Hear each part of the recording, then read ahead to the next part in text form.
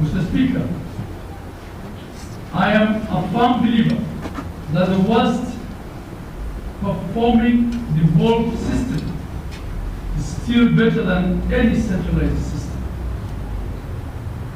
A lot has been achieved across not only our county, but also our country at large since the inception of devolution in 2013 with the establishment of the 47 counties following the adoption of the new constitution in 2010.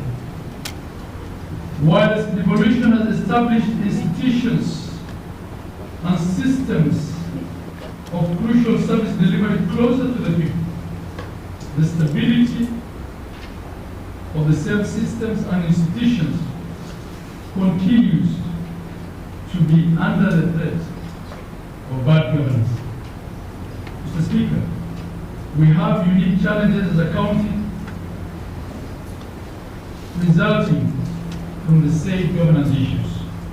Today, Wajir County is the third in Kenya in the reported quantum of pending bills, yet there is no corresponding resources in our county revenue account inherited from the predecessor government.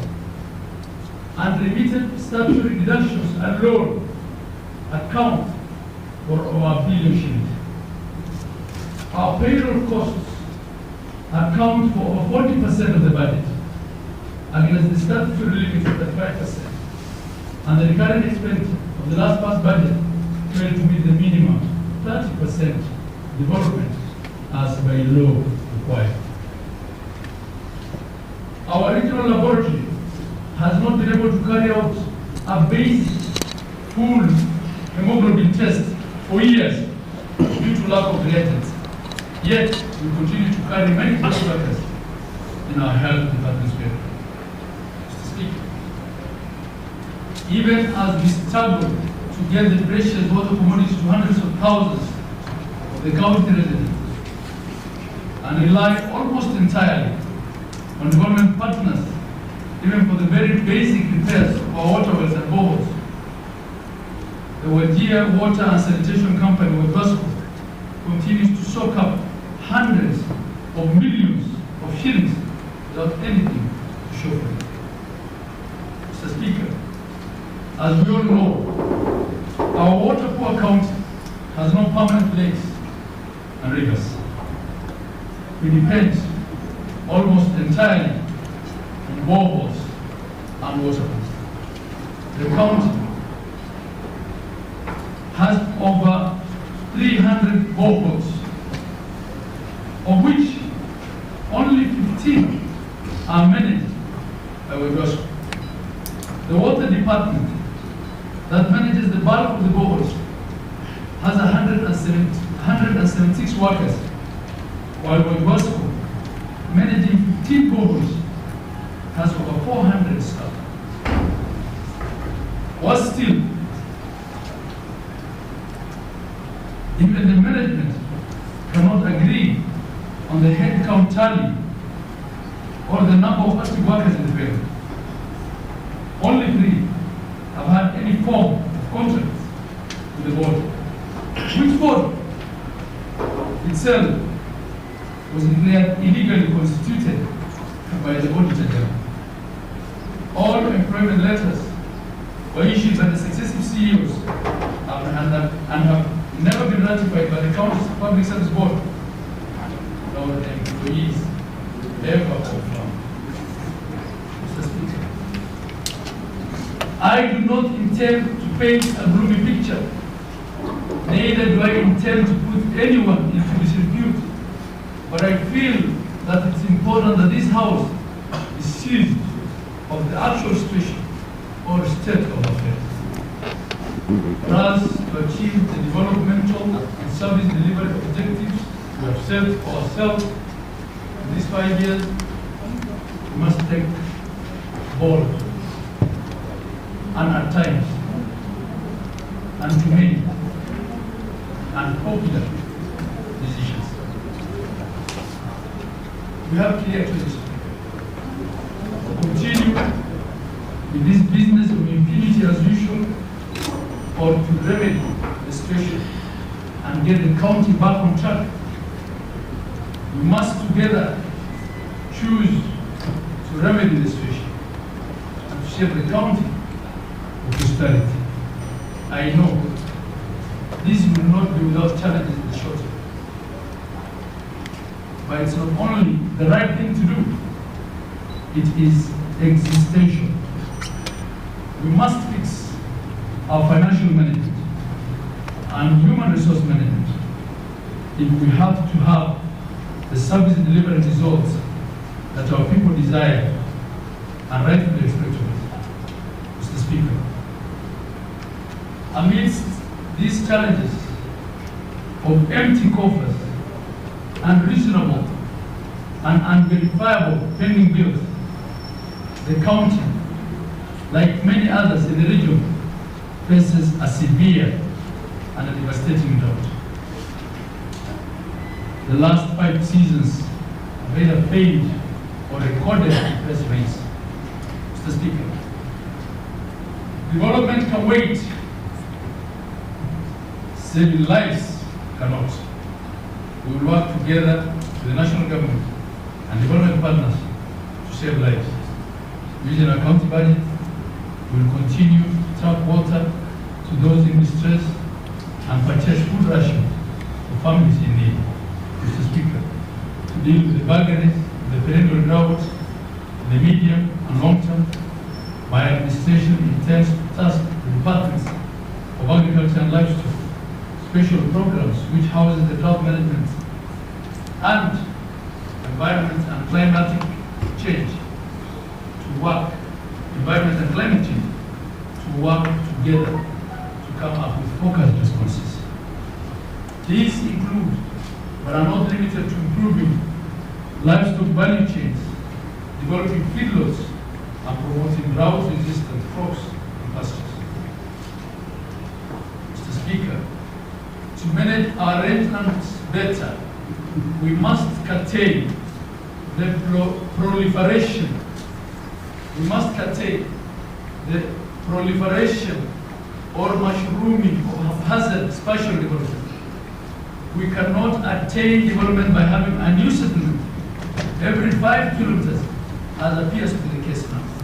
To this end, the Department of Lands, Spatial Planning and Urban Development will be tasked with controlling the development of new settlements while keeping a record and tracking development in existing settlements using state-of-the-art technological geographical information systems, GIS.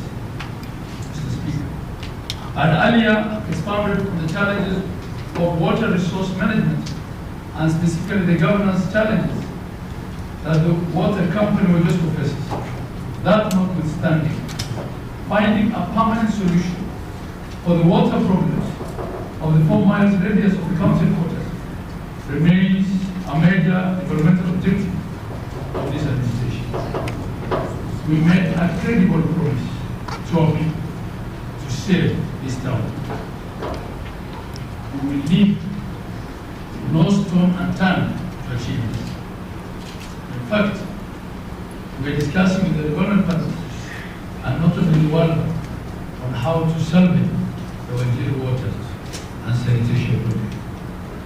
Mr. Speaker, to deal with sanitation, waste management, and the plastic menace, we intend to invest in a state-of-the-art waste management plan while exploring alternative uses of the human waste. Mr. Speaker, at the time I came into office, 70 primary health facilities were operating. Of these, 25 were facilities that were previously operational. By just rationalizing the rural staff complement and the drugs that we had in our stores, we have thus far operationalized 18 of these. They include, among others, the Nure dispensary, Ul-Ali Health Center, Watiti dispensary, Wargadud dispensary, Harsa Jugala dispensary, Upper Shali dispensary. 7 out of the 25 facilities need major repairs before they can be reopened. prioritized as soon as our budget is operationalized. Mr. Speaker, of the 70, 25 are facilities that have been constructed but never equipped or operationalized. As a priority, in our first year, we undertake to officially open this facility for service delivery. My promise to the people of Wajir is to upgrade the Wajir Level 4 hospital to a Level 5 in the shortest time possible. The shortest time period. Mr. Speaker, education remains the greatest equalizer.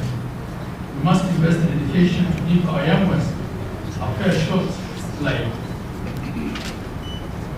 We will continue to invest in the development aspect of education, namely ECDs and vocational training and volunteering. My administration will continue to support tertiary education through the provision of budgets for bright but needy students. We will work with all education stakeholders to increase the student-to-teacher ratio in our primary and secondary schools by investing in the training of more homegrown teachers. Mr. Speaker, in my 2013-17 administration, we had initiated a number of welfare programs. These include but are not limited to the Islamic Sharia compliant business incubation loan scheme, popularly known as the revolving fund, the disability fund for the severely disabled, and the county bursary fund. I believe that there is need to continue with and expand these programs to assist the very needy in our society and to allow our women and youth to have opportunities to engage in enterprise creation. Mr. Speaker, during the campaigns, we all noted the need to professionalize the county civil service.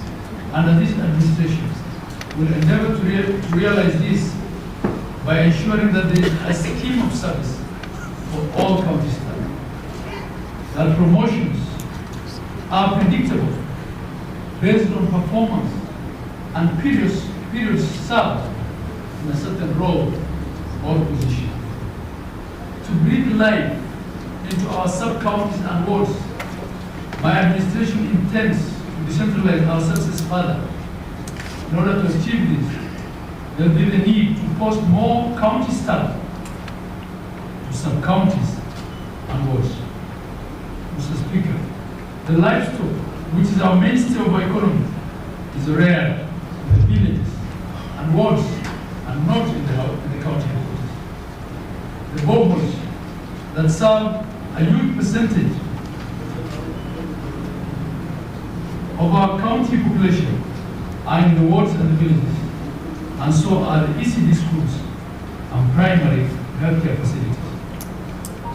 All county staff must be willing and ready to serve in any part of this county, and also where the rubber meets the road in the sub-counties, wards, and villages. Mr. Speaker, our ability to raise our own revenue is undermined by weak enforcement and laxity. Our people's desire for free budgeting is increasingly insatiable. This municipality alone has over tens of thousands of residential and commercial plots with potential to raise hundreds of millions in rent and rates. It's now time for the municipality, in conjunction with the lands department and the county treasury, to digitalize the land registry and ensure that all revenue due to the county are paid timely. The stall project of titling of the plots in Wajir is also now off to a good start. Shortly, I'll be unveiling the first batch of 200 titles. We will endeavor to obtain the titles for all the 18,000 plots surveyed and extend the same to the sub-county headquarters. by renaming the Department of Education, the Department of Education, Social Welfare, and Family Affairs. Mr. Speaker, my renaming of the Department of Education to the Department of Education, Social Welfare, and Family Affairs is purposeful. We intend to put more resources into family affairs, social welfare, culture, heritage, youth and sports. This is intended to inter strengthen our anti-radicalization efforts and strengthen the family units. Mr. Speaker, my campaign ticket was given a chance by the common voter of Wajir County on the promise of restoring hope. The administration will always have that in mind, and I ask you all to work with me. I ask you all to walk with me in that journey of restoring our people's hope as you carry out your legislation, presentation, and oversight role. I thank you all. God bless Wajir County.